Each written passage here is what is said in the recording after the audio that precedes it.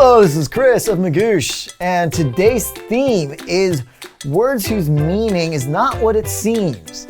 So I've chosen words, essentially, that when you look at them, you think, oh, they probably mean this, but then you're usually surprised to learn that they mean actually something very different. Starting with chicanery.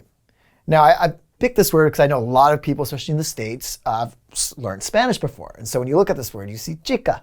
Oh, and if you know Spanish, you know that chica means a girl. However, this word has nothing to do with either gender. It actually means trickery. So chicanery is trickery. So maybe we can usually think of politicians. Oh, those politicians are again engaging in some kind of chicanery. So basically trickery with a little bit of deception. Next up, we have diatribe. I cannot help but think of the word tribe. I imagine this tribe, this indigenous tribe somewhere in my head, but it has nothing to do with the actual meaning of the word, which is a long and extended rant. So if you've ever gone near a subway station, someone inevitably seems to stand up on top of a box and just start ranting and railing against something. That would typically be a diatribe. And of course, you don't have to go to a subway station. On TV, oftentimes there's always some political diatribe from either side going on. Next, we have rescind. Now, rescind kind of sounds like resend, or maybe it's recent, like either recent memory of something, but obviously it's neither of those. What does it actually mean? Well, it means to cancel completely or revoke. And this pops up a lot of times. People hear it in the context of driver's licenses. So let's say I was 17 years old, I got my license, I was totally irresponsible and was driving 100 miles an hour everywhere and got a couple of tickets. What would they do to my license? They would rescind it, completely take away.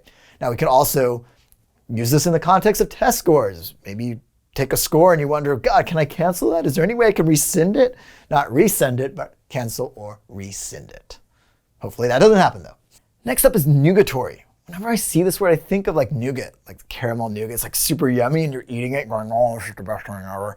But that doesn't actually mean anything to do with what the word nugatory is, which is trifling and worthless, unimportant. So, oh God, I left that nougat under the couch for like the last 6 months. It's, in addition to being moldy, is pretty nugatory, unimportant, trifling, worthless. Get rid of it. Ugh.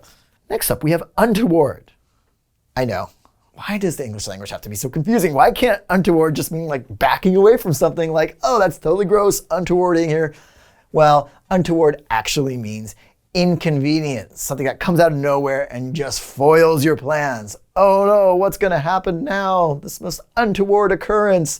Untoward doesn't show up on the test and I try to memorize it 100 times. Well, hopefully you don't. Hopefully this one time will do it and it will not be untoward anymore.